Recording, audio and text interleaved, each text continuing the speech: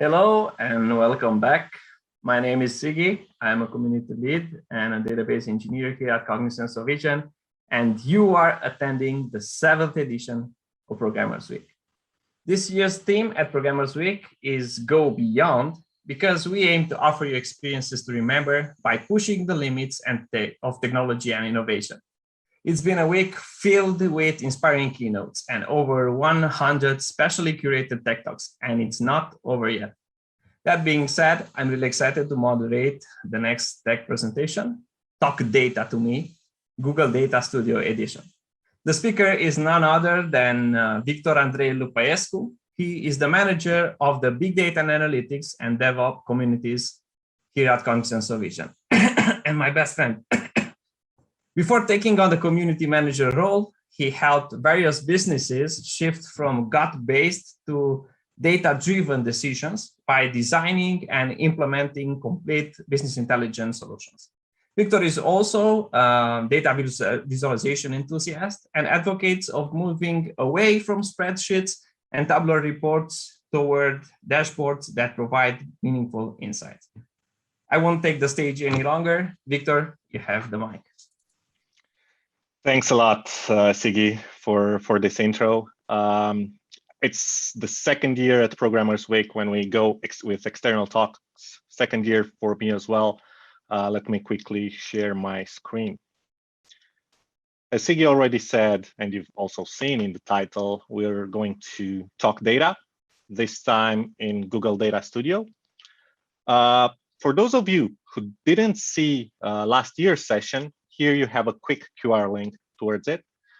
We went through various topics. It was also an interactive session. We've started with questions, how to choose the right charts, how to create an effective view, and how to combine those into meaningful dashboards. And also had some feedback after that session. I've tried to focus on how to improve the session. Some people said that it was maybe a bit long. That's solved. Last year, it was 1 hour and a half. This time, it will only be 45 minutes. Probably this message got to our organizers, and they said, I only have 45 minutes now. More examples and hands-on in between. This is exactly what we're going to do today, just examples, real case scenarios. Some said that would like to see recommendations for improving on the subject. We'll get that covered at the end as well. And more time allocated and more examples for integrating easier integration of the information. Hopefully we'll do that through this session. So going to today's session, Google Data Studio Edition. Again, we'll have a quick intro, and then we'll go directly into the demo where we'll connect to a data source, work a little bit with the charts and what we can do there. Combine those charts then into meaningful dashboards and draw some conclusions. And at the end, of course, the Q&A, where I definitely encourage you to ask questions during this presentation. And I'm also really interested in your feedback, as you've already seen. What is Google Data Studio? Short version, a free reporting tool. For those of you who are not happy with this short version, there's a longer version there on the slides. How can I access it? datastudio.google.com, that easy, but you need a Google account to access it, either personal or business account. What can you do with it? You can quickly create charts and dashboards from various data sources and share them with anyone. You can also set up permissions for each end user, as long as it has a Google account, including row-level security. We'll go through that later. What's the catch? Well, it still isn't very mature compared to Tableau, Power BI, Qlik, and others. And from what I've seen, it has quite a lot of limitations for advanced business usage. And without further ado, let's get started. Bear with me as we'll do this as a live demo. So let's see what we can get. This is what you get when you first go towards datastudio.google.com. If you have already created some reports, they'll appear in the bottom of the page. The actual page is split between reports, data sources, and Explorer. And you also have some templates here. You can start with a template. There's also a tutorial report that you can use. But hopefully after this session, you won't need it. And let's actually get started with creating something. Well, in order to create a report, you need a data source, and that's what I'll do first. I'll go to create a data source. Here you'll see that Google has various options for connecting towards the data, but unfortunately, I'm not really happy with these options, as I would have expected some more. By default, you have 19 Google connectors. Most of them are related to Google services. And you also have some partner connectors, which I would use carefully and make sure you read how they connect to the data and so on. So it doesn't have direct integration with SQL Server, Oracle, AWS, Azure, you call it, which might be an option, might be an issue. For this exercise, we'll use Google Analytics, and in order to make it even more interesting, we'll use some data from our website. I'll go to Softvision. So this is basically, if you have a Google Analytics account, you'll see this window, and I'll go towards Programmer Week. Let's see how the website looks like and how many users we have on the website. And I can just quickly click connect. The integration with their Google services is quite awesome, I would say. Whenever you connect to a data source, disregarding if it's Google Data Studio or others, you can, once you have chosen that data source, it will split the fields that you have into dimensions and measures. Dimensions are green, measures, we do have lots of fields in Google Analytics. Measures are with blue. This is what actually each reporting tool does by default. Think of dimensions as attributes of data, so descriptive, and measures as facts. What happened, how many users we had, how many sessions, and so on. You can set data freshness, which will establish how often Google goes and rereads the data. Community visualizations, on or off. Besides the already existing chart options from Google, there are also some community visualizations built by third parties. And field editing in reports, on or off. This means if you want or not to be able to edit the data source fields in your report, we'll leave this as on. I can also add calculated fields, either here from add a field, or when I'm actually in the report, and parameters about which we'll talk later. For now, we'll just go to create report. And what will Google Data Studio do is bring me up a canvas on which I can work. By default, it will add me a table, so I can take a quick glance into my my data. In this case, it has chosen page title as a dimension, as you can see on the right, and new users as a metric. On the right side, you have your working space, let's say, in terms of customization. On the left side, you have the actual report and how it will look. You can quickly go from editing to viewing the dashboard. So that's a really, really nice feature. After all, everybody loves tables. I hate them. So let's see how we can get from this simple table towards, let's say, a more friendly way of showing this data. First of all, let me quickly filter this by adding a control, and in this case, a date range control, which will allow me to set a date range for the data that I'm looking in. You have various options here. I'll look into last week, starts Monday, and click apply, and that way I'll know at which data I'm looking at. Now, whenever I click on a chart, I'll be able to see its customization. Like I said, page title and new users as a metric. I'm not interested in new users. Let's say I'm interested in users. All available fields are on the right side. I can drag and drop this and replace existing metrics or add new ones. This is just a simple view. You can also work a little bit with the template regarding making it how you wish. But like I've said, the table view is not optimal for this case. I can add a new chart with the button here, or I can edit the existing chart or change the visualization using this one. So I can transform this from a simple table into a table with bars, and we all like bars. And I can basically see the data a little bit better in terms of comparison between the values. What's missing here by default, though, and honestly, I would have changed this by default, is having the actual values on the chart. Luckily, you can go and show the number, which is a really, I would definitely recommend it in order to see the actual value, not just a bar that shows you a little bit of the data. You also have heat maps, which sometimes it's really helpful to get a quick glance into the data and how that is spread across the values. And we can quickly start with this one. Okay, so I know we had 3,000 users on the keynotes page and so on. We're not really interested in what the data says at this point, but we can add other metrics as well. So let's say I want to add how many of those were new users. I can quickly add it like this.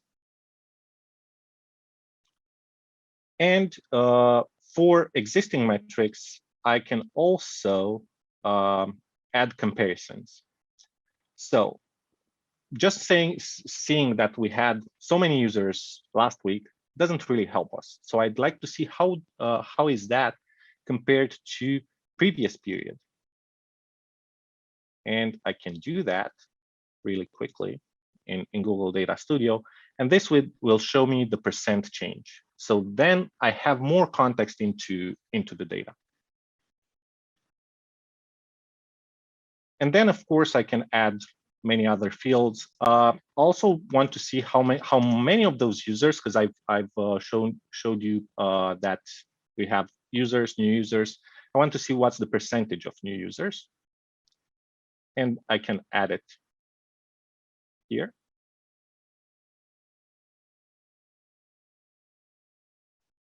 And I'll see that new sessions are 46%, 42, 96, and so on.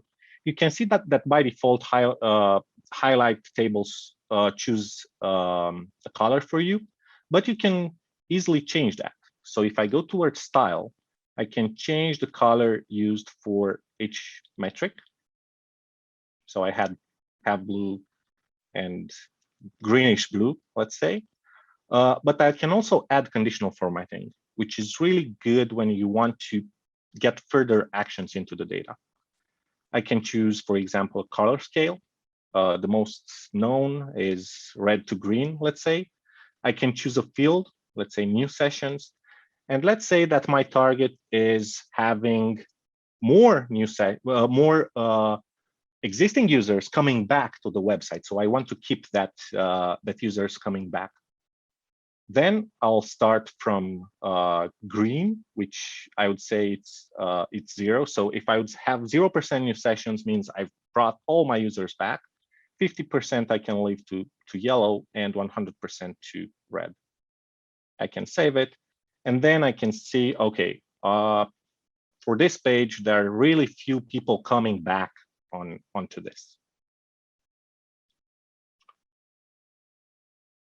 Now, besides this, the existing fields that I've mentioned, I can easily add a field or a calculated field. You can use various formulas here, but just for the sake of example, let's say page title edited, and I can say case when page title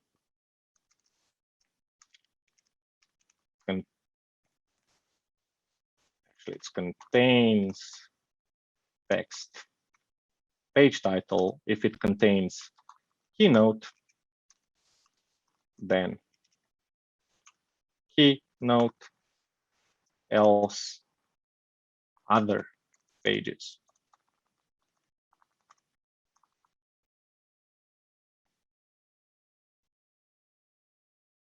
And an end at the end of the case statement.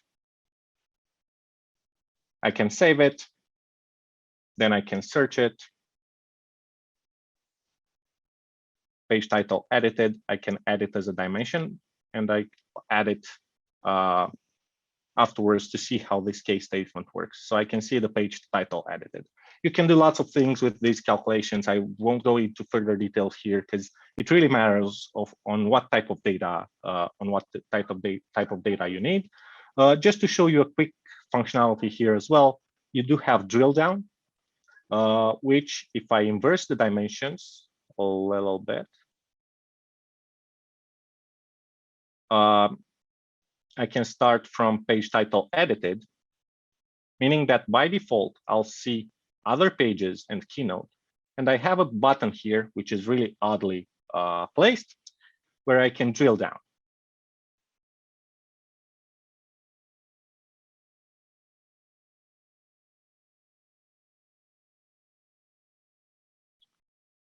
Okay, what else could I show, or how else could I represent data in general? Like I've said, there's an add chart button. And you'll see here all the available charts. And we'll go through each of them. Hopefully, we'll have enough time to do that and see how they behave. After tables, we have scorecards, which is, let's say, the opposite of tables, meaning if a table has usually lots of information, the scorecard is the easiest way to represent an information, and I would actually recommend it a lot. So if I want to say from the start how many users I have in total on the website, I can add such a metric. And I do have a quick metric here that I can take a glance into. Now, by default, Google Data Studio has a default theme, but I can change it. You have multiple ways of changing the theme, just for the sake of this exercise, so that you can better see the charts. I'll choose this one, and this will allow us to see, let's say, the width, the height of each chart. Now I have this users chart. If I say again, we had 8,000 plus users last week. Was that fine? Was that not? I can also add here a comparison.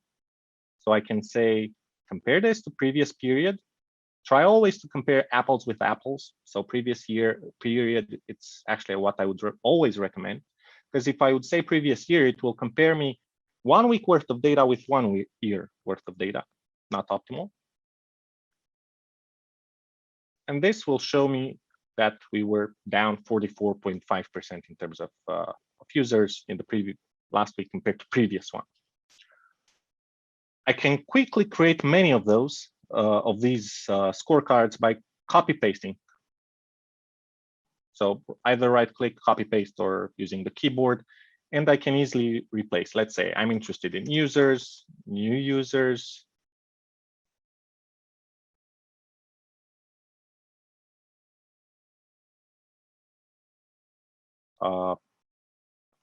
Time on page.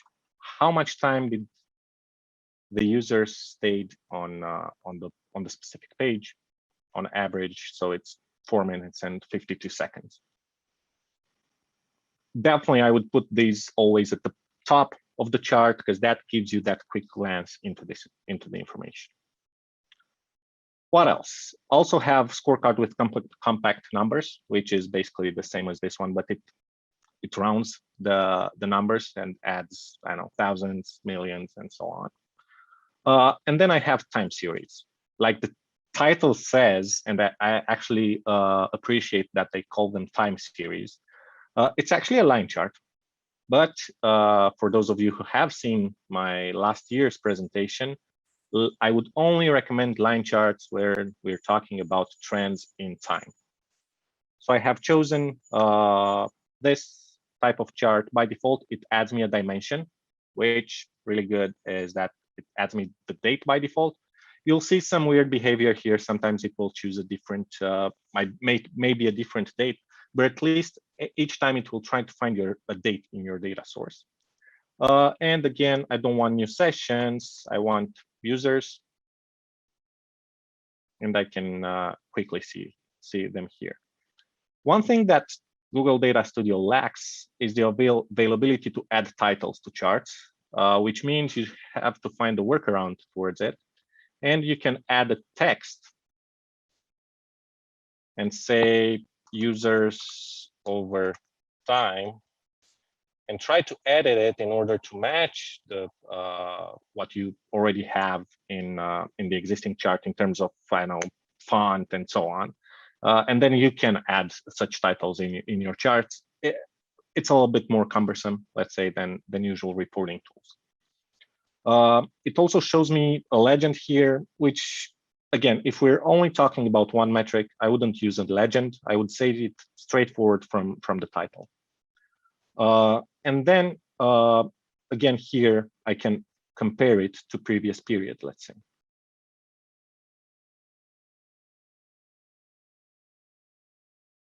Okay, so users last week, users previous week, we saw a decline in users. Now, this is quite useful, this type of chart. I'll make it bigger. But what I don't like is that it's quite crowded. All these grid lines on the background means more pixels, which don't tell me anything. So what I would do instead of using grid lines is, sorry, let me click on the chart. I would show data labels so that I don't make people go back and forth towards the axis, try to understand what the data says. I can put them as compact numbers, so I can use less space, and then remove the grid lines completely. One way of doing this is saying custom tick interval for for the grid. Sorry, I can choose grid color to white, and then I've removed all that noise. See, much clearer information. I don't actually need those grid lines in the back. You might use some of them, but not so many. Let's say in terms of grid lines. Besides the usual time series, we also have a Sparkline, on which we'll go in a minute, and smoothed time series chart, which I don't always recommend, because if you take a closer look at it, when it smooths the line, it sometimes tends to go over the next value, which might get some people say, okay, we went over that value. And besides the fact that it's a little bit nicer to show, it doesn't really spread the information better. How you can fix it a little bit is by showing points, and that way you can see, okay, I do have those points there. It's clear that the data doesn't actually passes over that value. But for the sake of the exercise, I'll leave it like this. And then we have the Sparkline. Sparkline, you'll say it's a line chart, and I'll definitely agree with you. The difference between regular line charts and Sparklines is that Sparklines don't have axes. This is used quite a lot in various quick dashboards, let's say, where you want to take a look into the trend of the data. You're not really interested in the values. And if I want to look at users, I can really make it really small, and I could still see the trend, and that's the nice part of it. And for example, let me edit this a little bit. I could put it here just under a number callout, and besides the actual number, I can see how it behaved during that week for each day. What was the difference between compared to previous week? So I can combine these in a more, let's say, useful view. Next, we have bars, and let's see how they look. First option in Google Data Studio is vertical bars, which I wouldn't recommend, because usually reading values from left to right might induce you that there's a timeline there, just like on the line chart. The only case where I could recommend this is the histogram, and I'll explain that later. The issue with this is that you can't actually read the labels for each one. You need lots of space to do that. So if I would change this from a vertical to a horizontal line, I can actually see the labels much better. And let's not look into, we'll keep page title just for, and we can look at users instead of new sessions. So whenever you want to use that categorical data, you want to compare values, this one is really useful. One thing to keep in mind is Google Data Studio limits the number of bars by default to 10, but you can change that in order to fit your data. Going back to the vertical ones, like I've said, the only way I would use this is using a histogram where I want to see the distribution of the data. And in this case, we can think about age of the users who have visited the site. And then I have this clear view of how the users were spread across age groups. The thing is, you'll want to be careful with the sort as well. So in this case, I'll sort by age and not by users, such that from left to right, I can, and ascending, such that from left to right, I can see from lower to higher ages. Now, I've spread across all this canvas that I have. The nice thing is that you can edit the layout. So you can choose a custom width and height. I'll just put here 3000 just to make sure we'll have enough space, although I'm not sure we'll have enough. Next available chart is stacked column chart.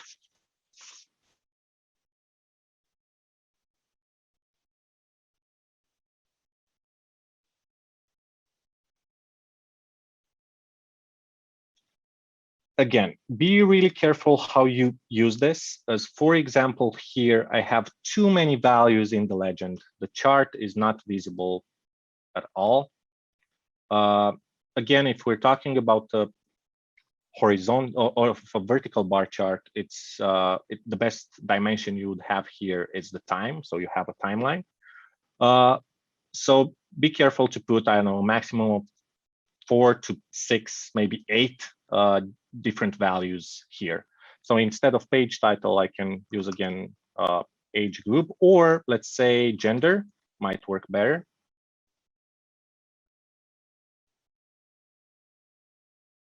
Now it's much more clear. And again, the same trick here, try to remove the grid lines and make it a little bit better that way.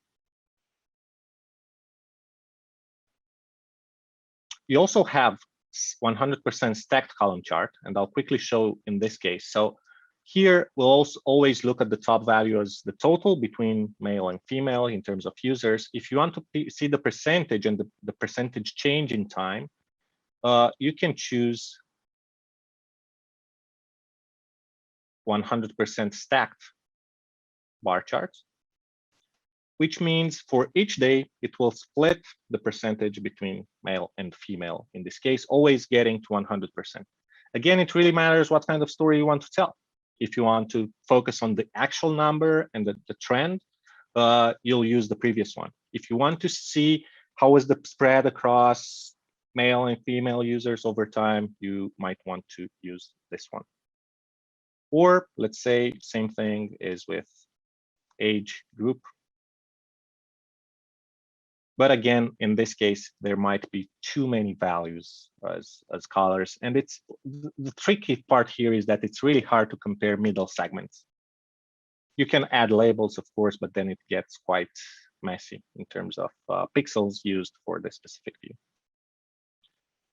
Same thing, you can do it horizontally or vertically, like I mentioned before. And then we go to my favorite chart. I'm joking. Is the pie chart. Now, by default, I would say don't use pie charts because, as you can see here in this example, we have so many values, so many dimensions on colors that it becomes quite hard to read. I always have to go between the value that I see in the chart and the legend to see what color does it represent, I would definitely use a bar chart instead of this one. It gets me a more clear information. However, you might want to use this for cases where you have comparisons between two values, maybe three, but that's the most. Otherwise, I would avoid them completely.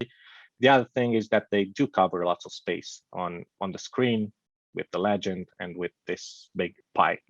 I know it sounds delicious, but let's keep away from it. And the newer, let's say newer, yeah, after the pie chart, they said pie chart wasn't enough. So they've also added donut chart, which is a pie with a hole in the middle. Again, same story. Now, you also have ways of representing geographical data. Google Maps is one example. Although, like you'll see here, it's too much to use Google Maps as a way of seeing the data. Okay, I have all these bullets here where I can see where the users were from. Weird thing about it, I don't quite get it. Why I do have this functionality is that I can also go with Street View on it. So if I zoom on a specific, I don't know, city or whatever that has Street View, I don't know, they expect to see where the user was exactly from and I don't know, see his street or something. But again, not really useful, I would say, and a little bit tricky to use. So instead of Google Maps, which has all this landscape as well, I would just use a GeoChart and you'll see the difference.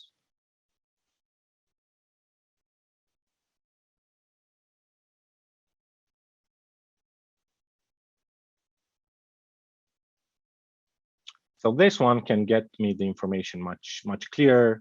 It's filled, so I can see that most users were from Romania in this case, followed by India, followed by US, Argentina, and so on. So yeah, I would definitely use this. But what I always recommend is adding a table or a bar chart with this type of visualization with top 5, bottom 5, maybe countries in this particular example.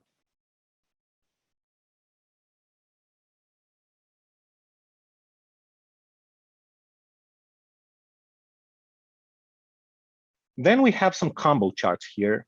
So you can combine bar charts with line charts, stacked combo charts with line charts, and so on. Be careful how you use them. I won't go into details. I actually quite often avoid them because it might be too much information in a single chart. So the attention of the user won't be that focused on the specific thing that you want to say.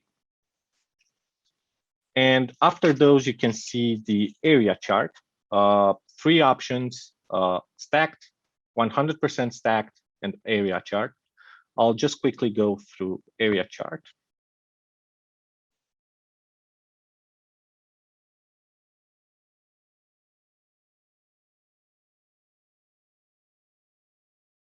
I can see all the countries here. Again, be careful with the number of countries. A weird thing that in this case, it's really weird that Google Data Studio does this, is that they limit the number of series to 10. So when I'm looking at this chart, I'm not looking at all my data. And I can't see it anywhere when I'm actually looking at it. They don't tell me that. So be careful on how to use it. It's somehow similar to stacked bar chart, but this gives you a sense of continuity. I would use it again for 3-4 values at most. And then we also have the, let's see, the 100% stacked area chart, which works pretty similar to the bar one.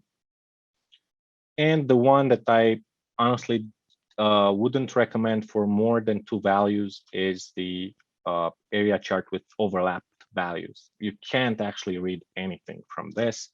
But again, you can go into, let's say, gender instead, and that might make more sense. So I can see whenever we had more of one specific users on the website.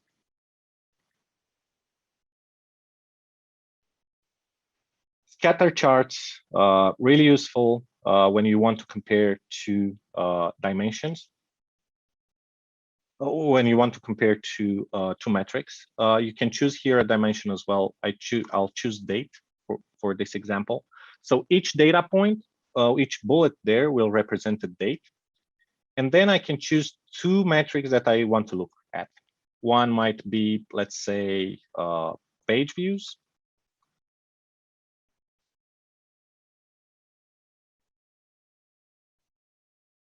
And the other ones would be sessions.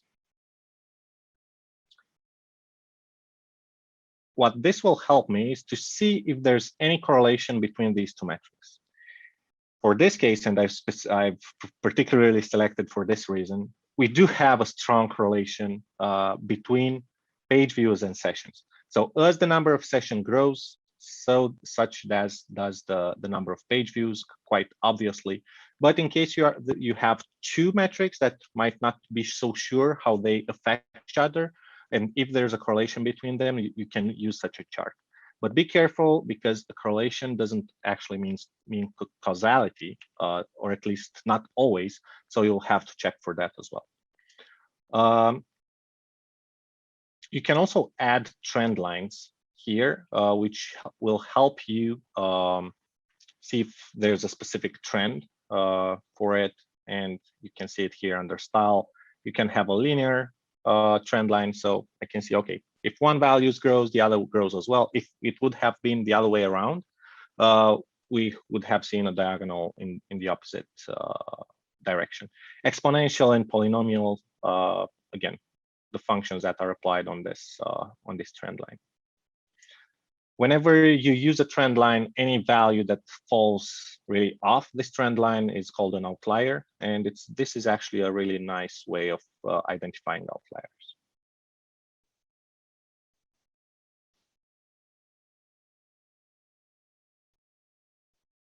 Then we have pivot tables, which are quite similar to usual tables, but with the difference that you can also have a dimension as a column. So you'll have more columns depending on your data. Let's say page title, as we had it before.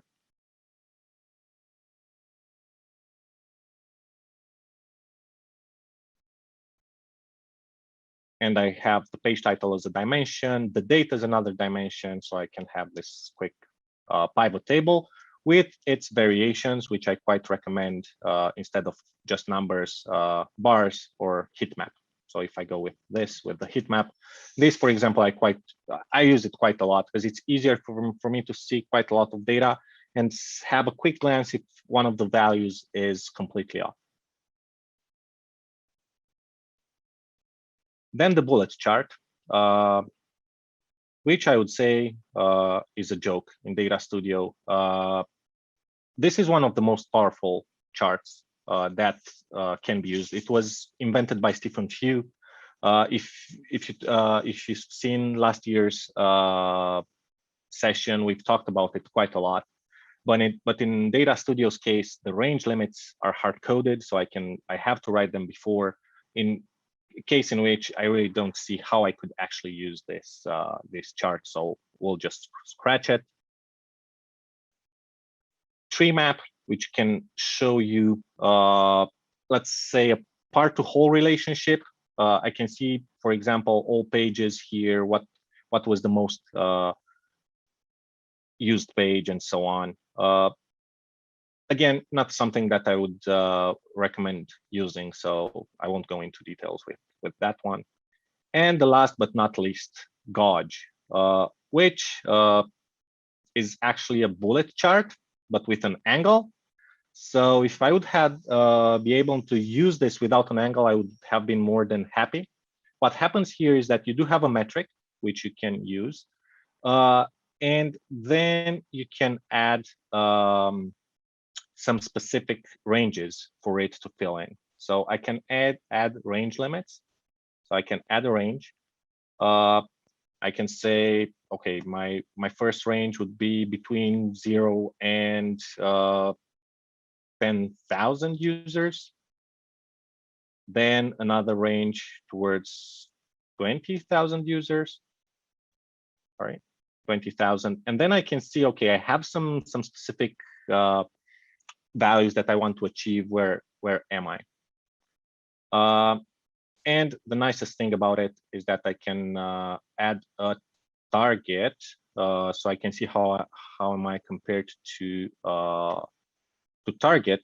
The weird thing is, the last time I've used it, this target value, for this target value, I was able to use a parameter, which was recently added, and it seems I was some part of a beta testing usage, because I don't see that anymore. But the idea was that you could actually compare your value to a parameter that you could have selected. And I'll show you how parameter works, how parameters work just quickly. Let's say if I'm looking at this users chart, I can say add reference lines. And instead of a constant value, I can say, okay, I want to use a parameter. And I have to create it first. Just a second.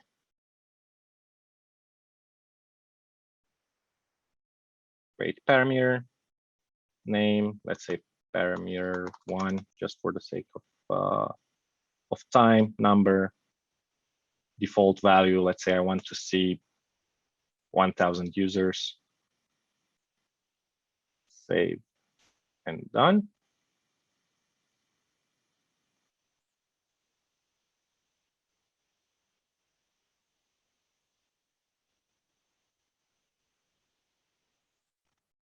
And then I can use that parameter as a reference line in my table, which will be basically a bar, which will tell me how am I against that target. So parameter 1, I can see it here. And the nice thing about it is that this is fully customizable, meaning I can add a drop-down list, let's say, and I can say instead of users, not a drop-down, sorry, an input box, I wanted to say. And for the input box, I can put the parameter as an option. So parameter 1, I put it here. And now if I go to view mode, I can say, okay, my new target is 500. How am I against that target? And that's about it with the types of charts that are visible that are available in Google Data Studio. And just as a quick way for you to combine these types of charts in a dashboard, I'm showing you an example, which is actually a template for Google, so you can use it, in which all of the or most of the charts that we've already discussed are combined in a useful dashboard. One thing about the interactivity of Data Studio is that you can actually click on specific values, and those will filter all the other ones.